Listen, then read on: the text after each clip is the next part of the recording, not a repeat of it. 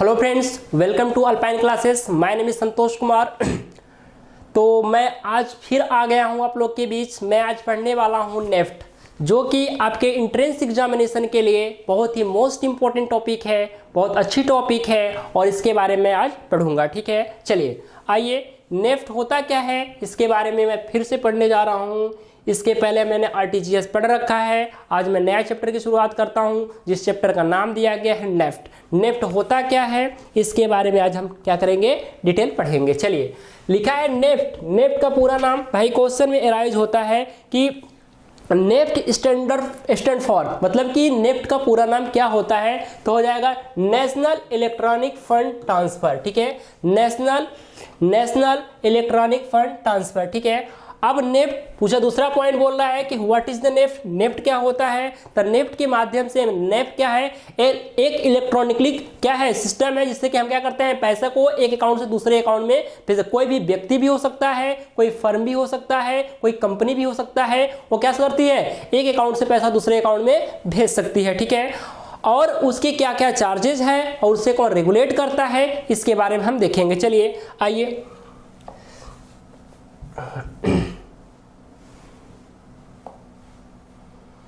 अब लिख रहा है कि NEFT is a country wide system. क्या है, कंट्री वाइड सिस्टम है बाई विच एन इंडिविजुअल भी हो सकता है, फर्म भी हो सकता है, कंपनी हो सकता है, कैन द इलेक्ट्रॉनिकली ट्रांसफर करता है fund from any bank branches. Any bank branches में क्या कर सकता है, पैसे को ट्रांसफर करता है। ठीक है, उसमें बताया कि इंडिविजुअल भी हो सकता है, फर्म भी हो सकता है, कंपनी भी हो सकता है, having an account with any bank in the country. ठीक है, वो कहीं भी हो आप नेफ्ट कर सकते हैं। ठीक है, कहीं भी हो आप नेफ्ट कर सकते हैं। इतना क्लियर है मेरी बात। आप बता रहा है कि नेफ्ट कौन कौन कर सकता है। भाई ऐसा क्वेश्चन करता है तो नेफ्ट एक व्यक्ति भी कर सकता है, एक फर्म भी कर सकता है, एक कंपनी भी कर सकता है। ठीक है, और बता रहा है कि इसे मैनेज कौन करता है। हाँ, तो ये थोड़ा सा आपको देखने वाला की पॉइंट है कि यहाँ से आपको देखना है कि इसे मैनेज कौन करेगा। चलिए, मैनेज कौन करेगा इसके बारे में हम जान लेते हैं कि इसको जो मैनेज करने का जो काम करता है वो करता है रिजर्व बैंक ऑफ इंडिया। कौन करता है भाई, रिजर्व बैंक ऑफ इंडिया करता है इसे मैनेज करने का काम। तो यहाँ पे है, इसे आप अंडरलाइन करके नोट कर लीजिएगा कि नेफ्ट को कौन मैनेज करता है, मैनेज करता है reserve bank of India, reserve manage करता है। ठीक है, लिखा है the fund transfer take place at particular period of time. मतलब फंड ट्रांसफर एक क्या है, विशेष अवधि के अंदर, विशेष अवधि में होता है, जिसका टाइमिंग क्या होता है, वो सेटल्ड होता है। जब हम क्या करते हैं, जब पैसे को ट्रांसफर करते हैं तो उसे क्या कर लेते हैं, सेटल्ड कर लेते हैं, मतलब बैचेज बनाते हैं, फिर उसको सेटल करते हैं तो एक अकाउंट से दूसरे अकाउंट में चला जाता है। ठीक है, इसके बाद अदर की बात करें, लिखा हुआ है in other words NEFT transaction are settle in batches. जो नेफ्ट का जो ट्रांजैक्शन होता है वो बैचेज में होता है। क्लियर है मेरी बात। ठीक है, पहले जो नेफ्ट करने का जो टाइमिंग होता था, ये इसकी टाइमिंग है। नेफ्ट करने का जो पहले टाइम होता था, ये इसका ए टाइम है। पहले क्या होता था, बता रहा है कि 6 बार हम लोग क्या करते थे, नेफ्ट कर लेते थे। उसकी टाइमिंग क्या थी, 9:30 से 10:30, 10:30 से 12, 12 से 1 के बीच और 1 से 3 के बीच, 3 के बीच, और मतलब कि 4 बार। और सैटरडे को ऑन लिखा है, सैटरडे को NEFT transaction take a place 2 time. ठीक है, मतलब उसकी जो टाइमिंग होती है 9:30 से 10:30 और 10:30 से हम 1 बजे तक क्या करते थे, नेफ्ट करते थे। मतलब कि मतलब कुछ सप्ताह में, वीक में हम कितने दिन, 6 दिन क्या करते थे, आरटीजीएस करते थे। बात समझ में आ गया। फिर कुछ टाइम बाद लिखा है, कुछ टाइम बाद मंडे टू सैटरडे जो आरटीजीएस करने का जो टाइमिंग था, ये लिखा है 8 AM टू 6 PM तक हम क्या करते थे, आरटीजी अथवा नेफ्ट करते थे। क्लियर है मेरी बात। आप बता रहा है कि 16 दिसंबर 2019 को क्या हुआ, 16 दिसंबर 2019 में अवेलेबल हो गया 24/7, मतलब कि 24 घंटा 7 दिन आप क्या कर सकते हैं, आरटीजी मतलब नेफ्ट कर सकते हैं।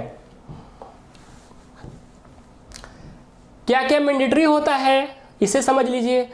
और मैंडेटरी क्या क्या होता है मैं बताया कि लिखा है mandatory information require for NEFT. पहले सबसे पहले इंपॉर्टेंट जो होता है बेनिफिशियरी का नेम होता है, बेनिफिशियरी का अकाउंट नंबर होता है, बेनिफिशियरी का IFSC कोड होता है। इसके बिना आप नेफ्ट नहीं कर सकते हैं। आप समझिए IFSC का पूरा नाम क्या होता है भाई? IFSC का पूरा नाम होता है इंडियन फाइनेंशियल सिस्टम कोड। क्या होता है? इंडियन फाइनेंशियल सिस्टम कोड है, जो कि बता रहा है कि the Indian financial system code is unique, मतलब एक 11 नंबर डिजिट की क्या होती है, एक नंबर जो कि अल्फा न्यूमेरिक कोड होती है, जो यूज किया जाता है ऑनलाइन फंड ट्रांसफर करने के लिए। क्या किया जाता है? यूज किया जाता है, जिसमें कि RTGS हो सकता है, नेफ्ट हो सकता है और IMPS हो सकता है। इसके लिए आपको ये होने का बहुत जरूरी, ये नहीं रहेगा तो आप RTGS नहीं कर पाएंगे, ठीक है। नेफ्ट की मिनिमम और मैक्सिमम अमाउंट लिमिट क्या होता है? मैं बताया कि ऑफलाइन की बात करें तो NEFT transaction branches no lower and upper value of limit, ठीक है। और ऑफलाइन की बात करें हम, डिपेंड ऑन करता है कस्टमर के ऊपर एंड नेट बैंकिंग की लिमिट के ऊपर डिपेंड करता है कि हम ऑनलाइन में कितना हम क्या कर सकते हैं, नेफ्ट कर सकते हैं, ठीक है।